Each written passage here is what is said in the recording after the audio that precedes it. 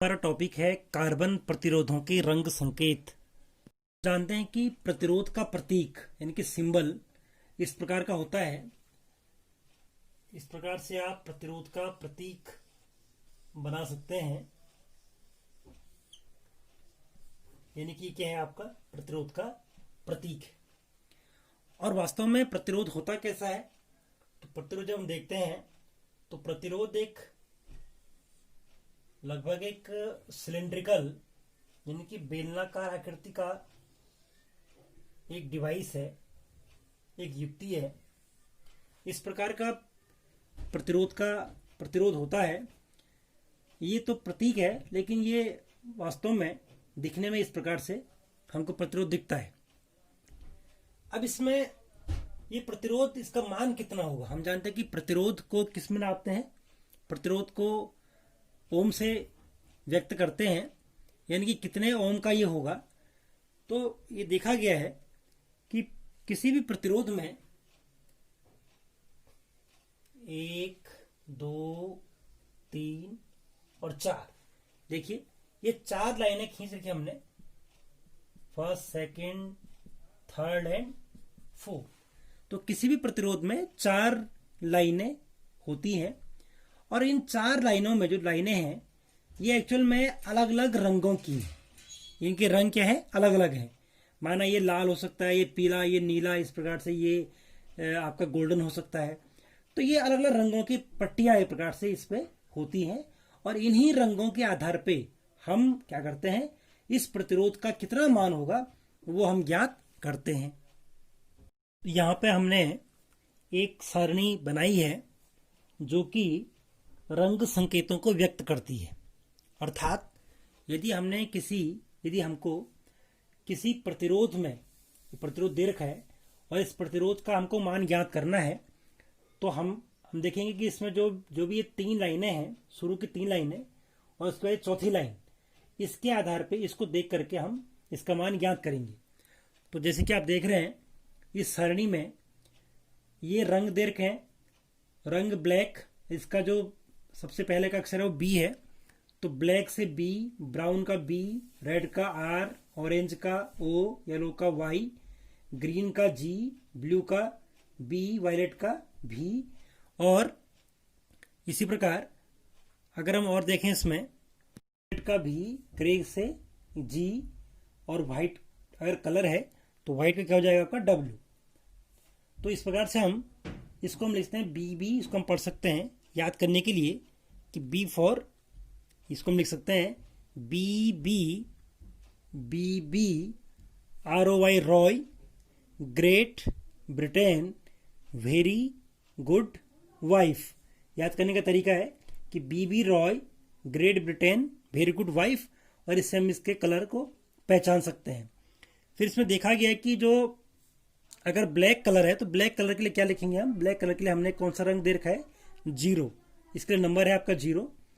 और ब्राउन के लिए 1, रेड के लिए 2, ऑरेंज के लिए 3, येलो के लिए 4, इस प्रकार से ये नंबर दे रखे हैं। और फिर यहाँ पे गुणांक देखिए, 10 की घात जो यहाँ पे 0 होगा, तो 10 की घात क्या हो जाएगा आपका 0, 10 की घात 1, 10 की घात 2, 10 की घात 3, इस प्रकार से बन रखा है। तो इस प्रकार से ये अरेंजमेंट हमने कर रखा है ताकि हम कलर कोड को पहचान सकें। इसमें जो चौथी लाइन होती है वो चौथी लाइन सहनशीलता को व्यक्त करती है, यानी कि टॉलरेंस को दिखाती है चौथी लाइन। और उस चौथी लाइन के लिए अगर चौथी लाइन आपकी गोल्ड होगी, यदि उसका रंग सुनहरा होगा, तो हम कह सकते हैं कि उसकी टॉलरेंस कितनी हो जाएगी, ±5%। और यदि चौथी लाइन का रंग सिल्वर कलर होगा, अर्थात चांदी के रंग का जैसा होगा, तो उसकी सहनशीलता हो जाएगी ±10%। और यदि कोई भी रंग वहां पे नहीं है तो उसकी सहनशीलता ±20% हो जाएगी। हम एक उदाहरण के जरिए इसको समझने का प्रयास करेंगे कि आखिर किसी प्रतिरोध की प्रतिरोधकता कैसे ज्ञात करते हैं। तो माना हमारे पास एक प्रतिरोध दे रखा है जिसमें कि पहली जो स्ट्रिप है, पहली जो पट्टी है या पहली लाइन है, उसका रंग लाल है, दूसरी लाइन का रंग काला है, और तीसरी लाइन का रंग नारंगी है और चौथी लाइन का रंग क्या है, सिल्वर है। इसका हमको मान निकालना है। तो देखिए लाल के लिए कौन सा अंक है, तो देखिए लाल के लिए रेड, लाल के लिए आपका अंक है 2। तो हम क्या करेंगे, इसको लिख देंगे हम 2, यहाँ पे 2 लिख देंगे। फिर काले के लिए कौन सा अंक है, काले के लिए ब्लैक के लिए आपका 0 अंक है। लाल के लिए 2 था और काले के लिए क्या है 0, तो जाएगा 2 0 हो जाएगा। अब जब 2 हमने लिख दिए कि 2 लाइनों का मान हमने लिख दिया, 2 0 लिख दिया, इनके 20 हो गया। इसके बाद लिखेंगे इनटू 10 टू द पावर नारंगी की। देखिए नारंगी तीसरी लाइन है नारंगी की, तो तीसरी लाइन जो होती है वो गुणांक को बताएगी। तो नारंगी का देखिए, नारंगी का है 10 की घात 3, तो जाएगा 10 की घात 3। तो ये हो जाएगा 20 इंटू 10 टू द पावर 3। और चौथी लाइन ये हो जाएगा, इसका मान हो जाएगा, तो ये आपका हो जाएगा इतना ओम हो जाएगा। और चौथी लाइन होती है सहनशीलता के लिए, और सिल्वर की कितनी है, सिल्वर के लिए सहनशीलता है ±10%। तो इसका सहनशीलता हो जाएगी ±10%।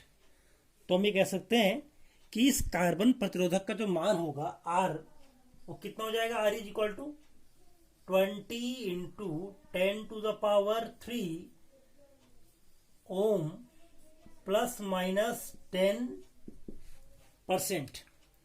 तो इससे हमको ये क्लियर हो गया कि पहली जो 2 रेखाएं हैं, उन 2 रेखाओं के सीधे हम क्या करना है, सीधे सीधे उनके क्या रख देना है, उनके मान हमको रख देने हैं। और तीसरी जो रेखा होगी वो गुणांक को व्यक्त करेगी। इस प्रकार से ये प्रतिरोध का मान हो जाएगा। और सहनशीलता, क्योंकि चौथी लाइन जो होती है सहनशीलता को व्यक्त करती है, तो वो रंगों के आधार पे, यदि वो गोल्डन है तो वो 5 ±5%, सिल्वर है तो ±10%, और यदि यहाँ पे कोई रेखा नहीं है, कोई रंग नहीं है यहाँ पे, तो उसकी सहनशीलता कितनी हो जाएगी, ±20%। एक और उदाहरण यहाँ पे दे रखा है कि किसी कार्बन प्रतिरोध में जो रंगों का क्रम है इस प्रकार है कि पहली लाइन का रंग है नारंगी, दूसरी का रंग है हरा, और तीसरी का रंग है लाल, और इसमें चौथी लाइन प्रेजेंट नहीं है, इनकी चौथी जो स्ट्रिप है वो है नहीं। तो इसका मान बताना है। तो कितना हो जाएगा, नारंगी के लिए कितना हो जाता है, हम देखते हैं, नारंगी टेबल में देखेंगे हम। तो नारंगी का के लिए कौन सा अंक है, 3, तो ये आएगा आपका 3। हरे के लिए कौन सा है, हरे के लिए आपका 5 35 इंटू लाल के लिए क्या है, देखिए लाल के लिए कौन सा है, 2, तो ये हो जाएगा आपका 10 की घात 2 ओम। तो कितने, ये तो इसका मान हो गया। और इसकी सहनशीलता कितनी हो जाएगी, क्योंकि यहाँ पे हम देख रहे हैं कि कोई भी पट्टी यहाँ पर उपस्थित नहीं है, चौथी पट्टी यहाँ पे उपस्थित नहीं है, इनकी चौथी यहाँ पे लाइन नहीं है, तो इसकी सहनशीलता कितनी हो जाएगी, ±20%।